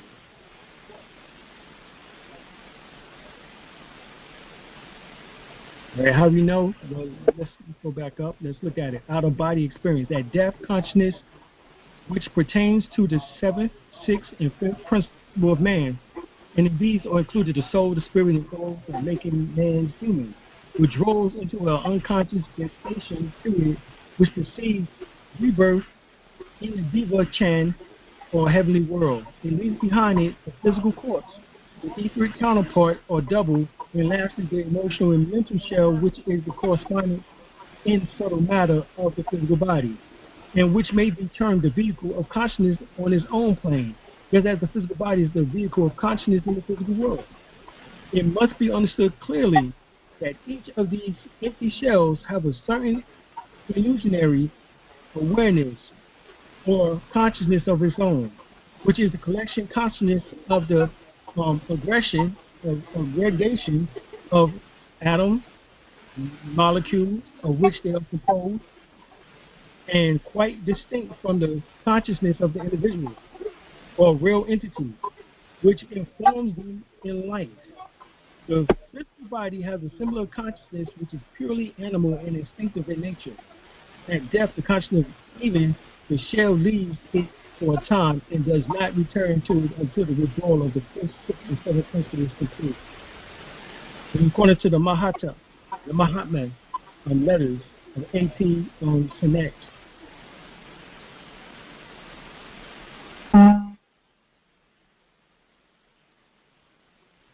Right, so after the death state and process, dying, memory dislodges from the physical brain. You have to review. This is your brain going through what is called a panoramic view. So from the moment you die, going all the way back to the time in which that you were in the womb of your mother, of life itself, you'll see all of your memories. It's called a panoramic view of your life history at death. Then just after death, the ego goes unconscious, all right, if you are a lower conscious being, which majority of people are. So this is what happened to the majority of people. The ego goes unconscious, loss of 3 lower principles, loss of perceptive, objective faculties forever, loss of spiritual powers of the cognitive and cognition and volition for time being. So you go back to sleep. Right? So you go to sleep so you can gather up enough energy spiritually to be able to move on to the next world. Just like you go to sleep every night and you wake up, to start the next morning. Right? People have the death struggle. The ego unconscious is kama loka in Earth atmosphere. So remember we talked about the Earth atmosphere? We're talking about the magnetos and the ionosphere. Where electrons, right, is where the electronic emission goes to after death. And upon returning or incarnating back to a physical body, the same exact electronic emissions in which they had left returns within the body, which that is what is called the soul. The electronic emission is what is called the soul. And once it is inside the body, the breath don't come into play until the child is spanked on his behind. And that's when the breath or the spirit is activated. But the electronic emission, which is the soul, is already inside of the child, and that is what helps with the template of the body of the child coming into existence. It's called morphous, morpheric, morphogenetic. Morphogenetic. Right, morphogenetics field. That is what the soul moves in and out of, the morphogenetic field. Right, and I get to that in a minute here, hopefully. So here we have it develops between the fourth and the fifth principle, the lower duality, and the sixth and seventh principle, the higher duality. Then gestation, the ego unconscious, egoic butterfly develop into a chrysalis, which is of course seen as a butterfly. It goes into a cocoon. Is a caterpillar at first, then it comes out as a cocoon. From the cocoon as a butterfly. And that is of the fourth and fifth principle, process of assimilation of spiritual content of fifth principle into sixth principle. Then you have the entry into Diva Chan, which is second review of previous life memories. Consciousness slowly returns at the epitome of personal memory retained. Right, you have the fourth and fifth principles from slough off to become shell. It's what is called the shell of the body. It is also referred to the astral shell, as it is also referred to as. This dim consciousness and personal memory returns to the shell. Shell can now be attracted to seance room. This is what is returning when people tap into seance rooms and when they get psychic information from the ancestors and so forth and so on. This is the shell that is now attracted when you ask for them. Okay. Then you have Devashan, subjective dream state. All the scenes and population of Devashan or as the ego would like them. The ego cannot communicate with people on earth, even though a medium and knows nothing of what is going on earth. You have the rebirth. The ego goes unconscious at the end of the Devashan period prior to rebirth.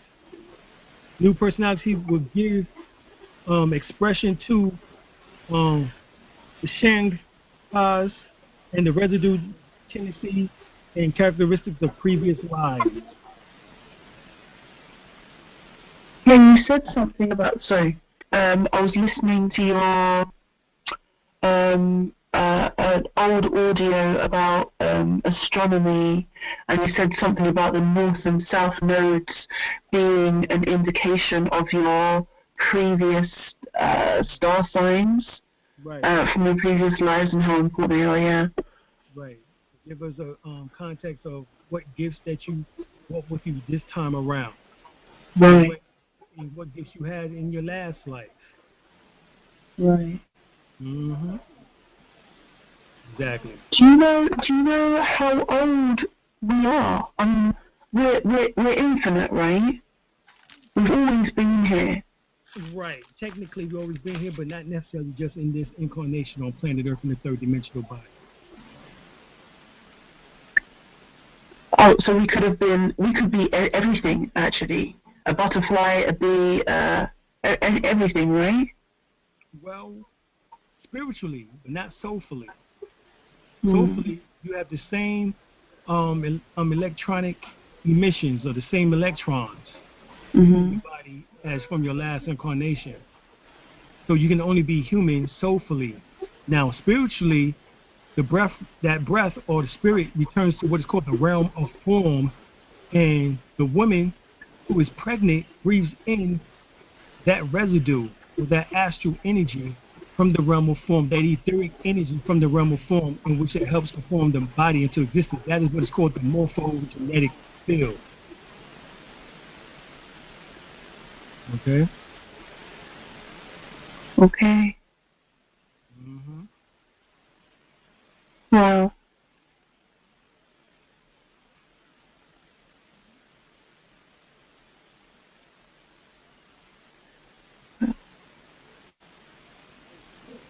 Okay, so here, spiritual body is Aku, Ka, Ba, Ka, Ren, Kazi, and Ad. Now, Kat is the same word as cat. And this is why they say cat has 9 lives.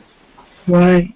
If you see here to the right, is men and gods are supposed to contain the same component parts. Man possesses a body, kat, a soul, a heart, a double, which is ba, half, ka, intelligence, ku or aku, power, shekel, shadow, kaadi. Yep, the spiritual body, sa, and the name, Ren. These are 9 parts, so the God possessed divine counterparts of these. Right? So, the 9 bodies of your kat, which is your physical body. And that's the reason why the cat is called the kat, symbolic to the 9 bodies of your 9 bodies, technically.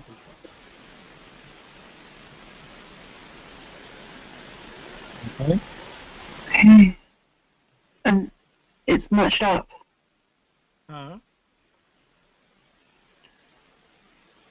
Yeah, it's all matched. Everything is the same. Mm-hmm. Wow. All right.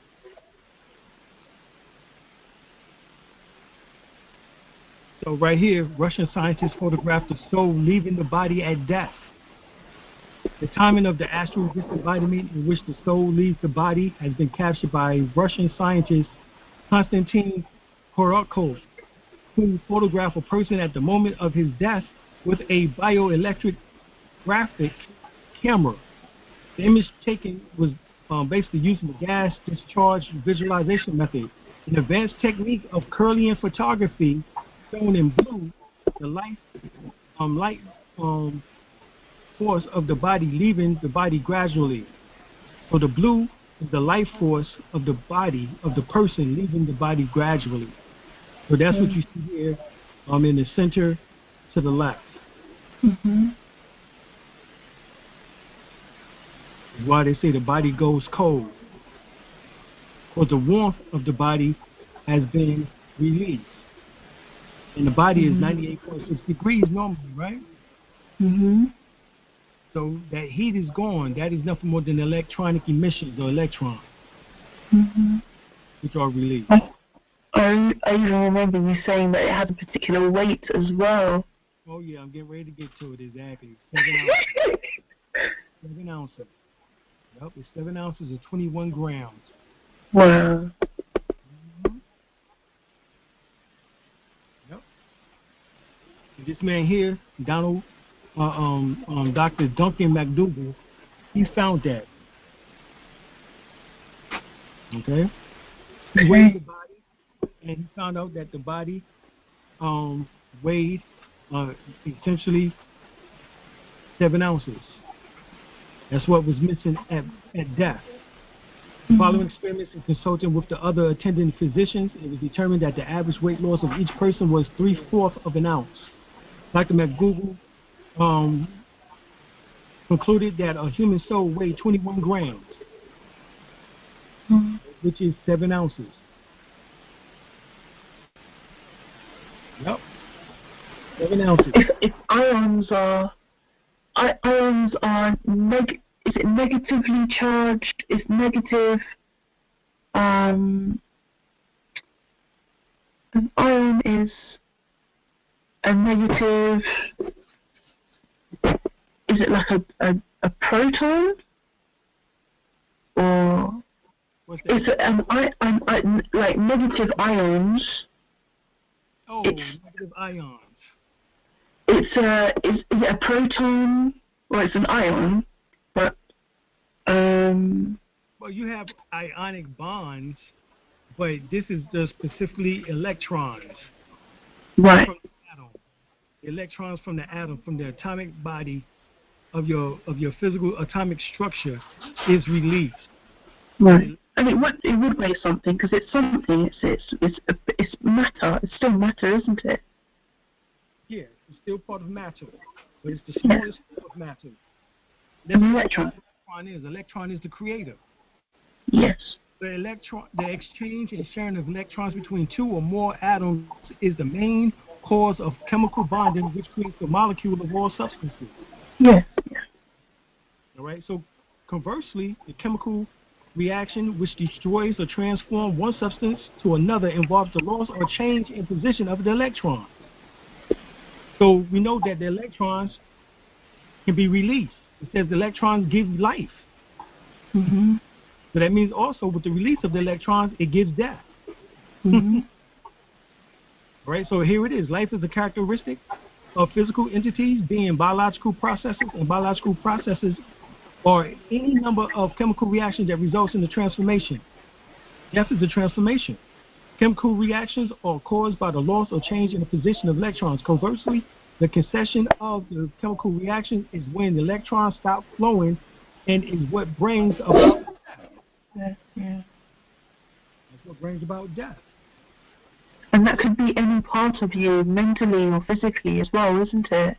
A part of your body, an organ, anything. Oh, that's just amazing. Oh, yeah. So here it is. In the article, he weighed human soul. Dr. Duncan McDougall, known for his experiment, died at 54. Right? So it comes down. A surgeon known particularly for his experiments in the weighing of the soul died at his home today at the age of 54. Through delicate weight devices, he calculated that the weight of the human soul is between 6 and 8 ounces. So what is between 6 and 8 ounces? 7. Well, So why didn't they just say 7? You see what I'm saying? Yeah, that's good. Right. In this experiment, or research, which extended through years, he said he took in account the actual weight of the body immediately before and immediately after death. All right? Well, So 7 ounces and 20, what or was it, 21 grams. Or 21 grams. Right. Right. Amazing. Mm-hmm. And see, this is the information that you won't hear on YouTube. You know, It's an awakening of consciousness, which goes through several successive stages. Right. Now, why do you think the Egyptians said this? Sumerians said this? Because just the accumulation of knowledge is not enough to do anything with. You can accumulate until your heart's content, but you won't go anything. It's not knowing the path, it's walking the path, isn't it? So you have to go through the state, you have to walk the path, you have to go through it, you have to trial and error, speak about it, share it, communicate about it, around it, through it, so you can get it, live it. Right, because knowledge is only half the battle. We've always heard that. The other half is the application of that knowledge in which that you have acquired. 100%. Right, and knowledge is only truly transformed into wisdom is through experience. Right. So you can have a knowledge of something, but yet don't know how to utilize that knowledge in order to make it into wisdom and have an experience from it. So a positive experience, especially during these times as well. Yeah. That's one of the reasons why I signed up for the course in itself, because there's no point in me being aware of certain things, maybe not knowing it. I'm aware of it, like I can recall something that I've heard someone say, but if I can't apply it to my life, or in a practical way that I can become a better person, then what's the point? I might as well just sit and watch SpongeBob SquarePants or something. Do you know what I mean? I might as well just, eat crisps all day and just do that, and live happy or whatever. But, there's something, it's like a niggling, this knowledge thing, or this right knowledge, or this wisdom. It's something, and when you go on YouTube and stuff, you see all these people. They chat. People love to chat, and they chat, and people are now they're getting really divisive with their ways of teaching. Maybe they're becoming really I wouldn't say aggressive, but really manipulative. They're always having this negative essence or something to make you fearful, or to give you this kind of prick up your back, like, what do I do? Panic. Let me call them and buy something from them. And do you know what I mean? To make they make it really scary, and it's not necessary. So yeah, so I really appreciate your teachings method. I really appreciate it. It's life changing. I can definitely feel this. This course is going to be a life changer. Thank you. So here we know that the mind perceives all mental states. So that means the mind perceives all matter, material states as well. It is called the Dhammapata. So just like the Egyptians just said, that it goes through, it says it is an awakening of consciousness which goes through successful stages. So let's look at the successful stages. The only way you can get through these successful stages is through the science of breath. 18 breaths a minute is called the beast breath. The average person breathes 15 to 18 breaths a minute. That is too hyperventilated. And plus, it only taps you into interpersonal consciousness, which is the bone structure, the skeleton body. If you did that for 1 minute, most people do that almost their entire life. They live their life hyperventilating the whole time, never take a deep breath, or etc. I actually have a hyperventilating disorder. When I get panicked or triggered or something, I go into like hyperventilating mode and I can't breathe properly at all. So I've definitely started doing the 6363 for the past, I don't know, I think about the past week consistently, and I've definitely noticed a difference. So I appreciate you always reminding people to do the breath. I really, really appreciate it. I really do. It's definitely, to stay on it is something though. Definitely. Hey.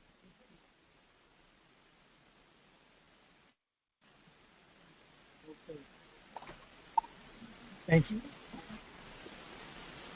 All right. So what you want to do, thank you.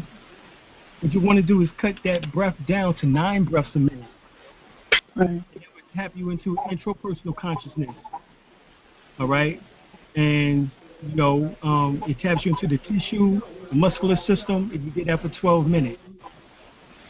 7.5 breaths a minute taps you into what is called life consciousness, the blood, the plasma, if you did that for 24 minutes. 6 breaths a minute goes into subconsciousness, and it taps you into the cellular body. You can do that for 36 minutes. 4.5 breaths a minute taps you into superconsciousness and connects you to the molecular structure of your body. If you do that for 48 minutes. Then you have 3 breaths a minute, which is magnetic consciousness, and it taps you into atomic particles, which is 60 minutes or 1 hour. If you was able to do it for. Right. 2 breaths a minute taps you into infinite consciousness. All right? And that's the subatomic particle of yourself. You have to do that for 72 minutes. So a minute and 12, an hour and 12 minutes. So the easiest way is probably to start out with the 3 breaths a minute, magnetic consciousness. But you just have to be aware of what you want to manifest and bring into existence as you're doing this breath. But being that this is magnetic, this is attractive, but you would bring attract this consciousness, but you would tap into the atomic particle, right, of yourself. If you did this for 1 hour, so what is 3 breaths a minute is breathing in for 10 seconds, out for 10 seconds, in for 10 seconds, out for 10 seconds, in for 10 seconds, out for 10 seconds. Thank you. Thank you so much. That's 3 breaths a minute. So it's like this.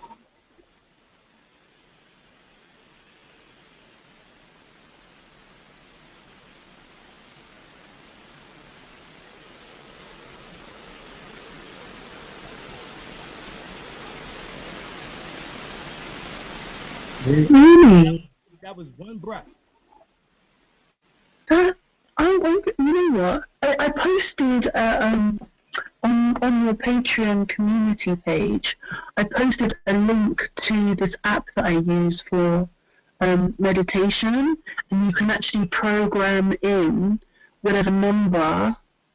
I just put it on there to share it, and that's what I do. I use that for the 6363. But now that you told me about that one, I'm very, very grateful. Thank you so much. That's gonna definitely help a lot. Could I just ask quickly? Sorry to keep cutting you. No, it's fine. What kind of things? When you're manifesting, I don't want to manifest stupid things. Okay, well, on Earth, you need money or resources in order to survive, so you can focus on drawing more prosperity principles to yourself. So it's not a bad thing to request for finances. Okay. No. How else can you build? You can't build something positive for people if you don't have no resources. Yeah. All right. Now, spiritually, you will want to bring about the golden body, what is called the golden dragon body, the incorruptible celestial body. All right. That's what you will want to bring, and I'll get to that in a second too. Thank you. You want to bring to yourself. So those are the two things: the one for the physical, one for the spiritual. Okay. Thank you. Yeah, you have to have resources. You have to have some type of funding on planet Earth. Otherwise, what would be the point? As the Bible says, the voice of the poor man is despised. It's what, sorry? The voice or the presence of a poor man is despised. It's despised. Ooh. Damn. Yeah, that's in the Bible. That hurt. Yeah. So in order to get some respect, you have to have resources, or look as if you have resources, so that you can move and walk in society and meet people who might even have a greater or just as great of a knowledge base as you do. You know, because sometimes doing this work, you catch your pearls before swine, like I did last night. I was on Sonetta's program last night. He did an hour and a half on his show last night, dropping information, and my wife was saying that people in the chat room saying that I was pseudo. What? They don't know who you are. I don't. Right. Pseudo meaning that you're fake, or? Right. Really? My information is nonsense type of thing, but I'm like, I'm here explaining some of the highest information to you on the planet. You know, there's no Albion that told you this information. Probably the only person that's come close that I've heard personally, you know, would be probably David Wilcock. You know, I don't know who that is. TV show. You know, used to be on Gaia, now he got his own TV show. Oh wow. You know, and even then he don't go as deep as I do because he can't, because he's not dealing with melanated people. Yeah, he's not allowed to. He's probably not allowed to. Right. On Gaia. Right. So this thing that he has to hold back. Wow. I don't have to hold back anything. I can be able to tell my people the truth because this is where we at. So I'm like, pseudo, okay. So Creedom Mutwa was pseudo. Wow. He was the South African shaman. You know, and he lived to be almost 100 years old, and he's pseudo. You know, if you're saying that I'm pseudo, then you must be saying that he's pseudo, because I teach in detail what he taught in generality. I just go into details about it, you know, and I'm able to go into details because of my 35 years of connection to people who taught this information. I had incredibly well studied. Yes. Yeah, I had so that, you know, to me that's kind of, you know, Queen was getting on them in the chat room about that, but that's another story. With the online chats and stuff, if people are chatting while you're speaking, they're obviously not learning anything. They're not listening. They're too busy trying to figure out what they're typing. So There's that, and also I don't know whose signet it is. I'll probably check them out at some point next week. But if they don't have admins on to clear out the chat room of people that chat nonsense, then these things will be picked up. There should be someone doing that admin work on the back end to make sure that the bad, the people that want to post negativity just to get some attention don't get, do you know what I mean? They don't get the attention, they just get blocked. I'm sorry that happened to you, but you know what you're saying is true. I resonate with the things that you say, and a lot of people do resonate. And I just hope that going forward, more and more people recognize that and they come forward and I mean, I have 42,000 people on my YouTube page, so somebody resonating with it. Yeah. Yeah. It's beautiful. We hear Proverbs 23:7. For as he thinketh in his heart, so is he. Therefore, the first of the 7 universal principles or laws of Tahuti is mentalism. Mm-hmm. And I'm saying this because the fact is that we're talking about magnetic attraction. Yes. Secret of Secrets. Have you ever seen the TV documentary Secret? Yes, I have the book, yeah. Okay, good. This is essentially what they're talking about, but they forgot one essential thing, which was the breath of life. Yes. They didn't mention nothing about the breath. But the breath is the mind in action. So how can you bypass the breath and go straight to the mind? It doesn't work that way. You have to be able to slow the mind down and give the image of what you want mentally, and you have to find the breath frequency in order to manifest what you want into existence. Right, so it resonates like tuning an old TV or something. You've got to find the right frequency. Right, but if the breath runs it, then it has to come from the breath first. That's amazing. So that page that you showed me with the different breath techniques, that's everything. This is everything. This is the Dhammapada. Right. Dhammapada. Dhammapada. Depending on what you want to connect with. Right. At 7.5 breath, you are able to photographic memory. So even if you slow your breath down to 7.5 breaths a minute, you can tap directly into photographic memory. Photographic, which is of course memory recall. Also, you tap into the medulla oblongata. The medulla oblongata is the storage place of the universal library. It connects to your oversoul. 7.5 minutes, breaths per minute. Right, 7.5 memory. Even if you just did that one.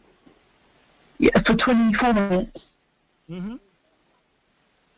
That is the limitless, where he takes that pill and he begins to be able to access things in his brain that he hadn't before, or the memory anyway. The memories of seeing a book or something like that. Right, so that's amazing. So memory. What about because I have so can I just ask? This recording is not going to go anywhere, is it? You're going to share it with? Yeah, I'm going to send it to you. Oh, to me? Oh, great. I'll be able to hear what I sound like on the computer. For people, because I suffer from anxiety and depression sometimes. The breathing is definitely helping, but would I have to focus more on my blood? I'm doing lots of fruit eating and stuff like that, because that's like the sugar is carbon and all of that good stuff from yaki and. Right. You know. You need more vitamin D3, magnesium, and iodine. D3, iodine. Magnesium, and you want all three in liquid form. Magnesium. Also B12 and B6. B12. Those are the 5 things that you need. B12 form. to get some marmalade or something. Okay, that's great. Thank you. You're welcome. Thank Yep. you. And as my wife said, of course, we carry these things. If you need to go to our website, you can see them on there too. Thank you. All right. So here, 1 Corinthians 3:16. Do you not know that you are the temple of God and that the Spirit of God dwells in you? If anyone defiles the temple of God, God will destroy him. For the temple of God is holy, which temple you are. Mm. So the Spirit of God dwells in you. In 1 Corinthians 6:19-20, but do you know that your body is the temple of the Holy Spirit, who is in you, who you have from God, and you're not your own, for you was bought at a price. Therefore glorify God in your body and in your spirit, which are God. 2 Corinthians 13:5. Do you not know yourself that Jesus Christ is in you? 2 Corinthians 6:16-18. For ye are the temple of the living God, and God has said, I will dwell in them, and I will walk among them. I will be their God, and they shall be my people. I will be a father to you, and you shall be my sons and daughters, saith the Lord Almighty. Psalms 46:5. God is within her. He will not fail. Therefore, God is in you, but you also exist in God, just like the ocean is in the fish, while at the same time the fish is in the ocean. Yeah. Okay. So we know that John 4:4 says, greater is he that is in you than he that is in the world. All right, so these verses show specifically where God dwells.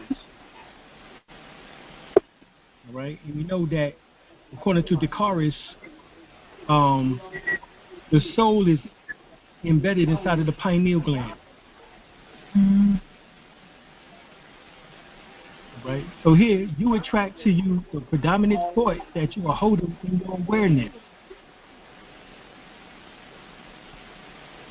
Right?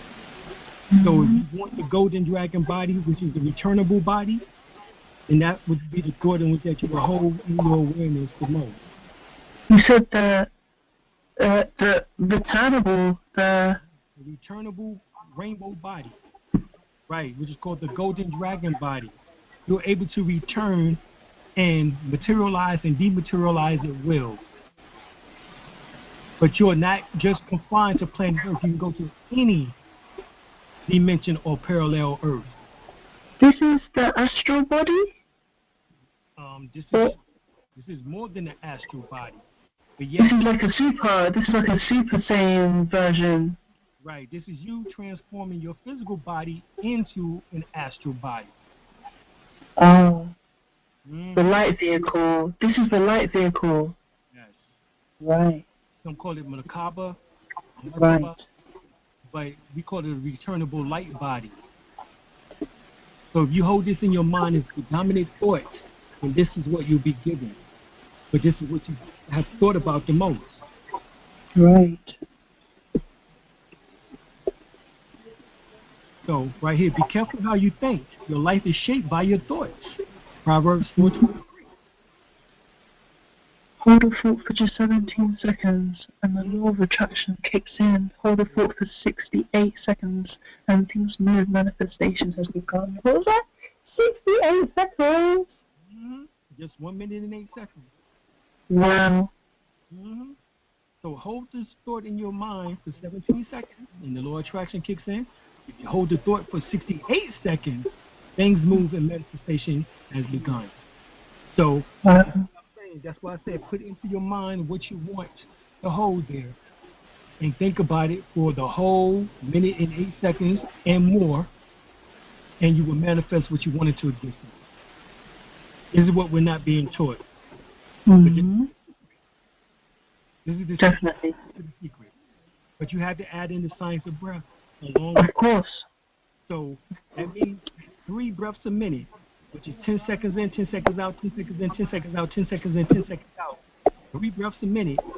You would do this for this minute and 8 seconds or more, and you would have manifested what you wanted to exist. It's coming. Wow. You don't have to doubt it. You don't have to tell anyone about it. You know that it's getting ready to happen, regardless if you have the money or not. Just prepare for it. The resources don't matter once you put this law into action, you'll get the resources that you needed. Whatever it is that you need or want, that's what it's going to help manifest. Well, Ashe, Ashe. Ashe, Ashe. Wow. The reason why, because the first substance of the universe is magnetism. And it's created by condensation. Condensation of what? Condensation of the mind. God, in its expanded state, is i.e. the universe. It forms the first substance, magnetism. Magnetism condenses further and forms the second substance called electricity. They have this reverse to us when it comes to physics. They have it reversed. That's why they say electromagnetic. It's not electro, it's magneto-electro. Right. Joe Pukram said that, yeah, definitely. Wow. Electricity condenses into light in the third substance of the universe. Electricity first thought to be a fluid. We now understood the consistent particles called electrons, you see, which further condenses into the fourth substance or ether or space. So that's what happens. The electrons of your body condenses more and forms into the etheric state or space, which is the ionosphere, magnetosphere. Okay. The last three substances, gas, liquid, and solids, condense into the third stage out of the ether state. Chemical life, light, thought. There are the seven substances of the universe, all coming out of nothingness or the mind of God. When we say the mind of God is nothing, it does not mean it doesn't exist. It means that the mind is not a thing. It's obvious that that the mind or consciousness is not a tangible thing. Yet it is the source of all things. Yet it's the source of all things. The Vedic system tells us that the soul is our consciousness.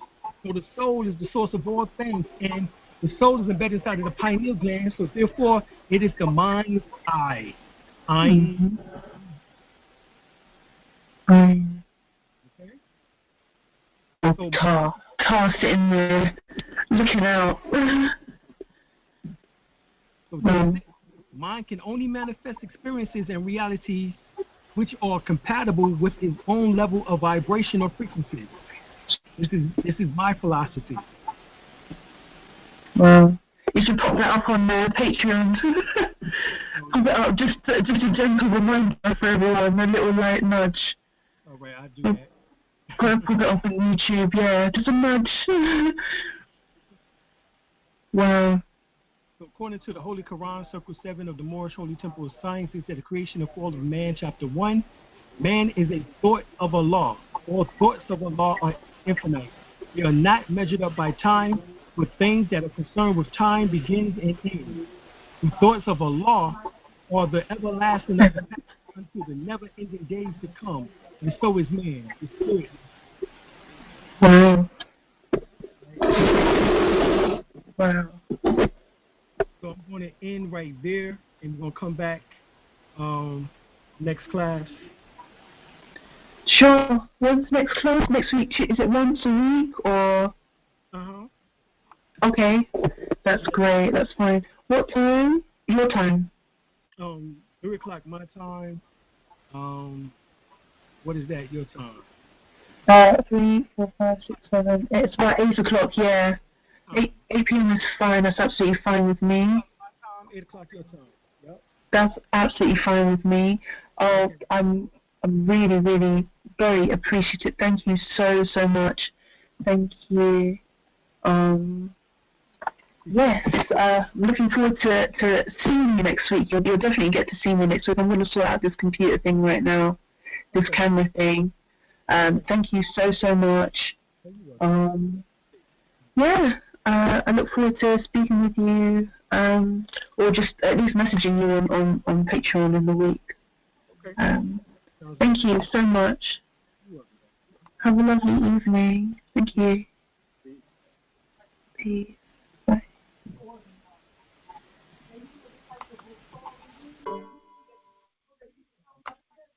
You know they're liquefying dead people?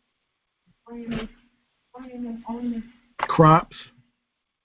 It did that to the moment. What's his name? The guy that press conference, Napoleon went down there.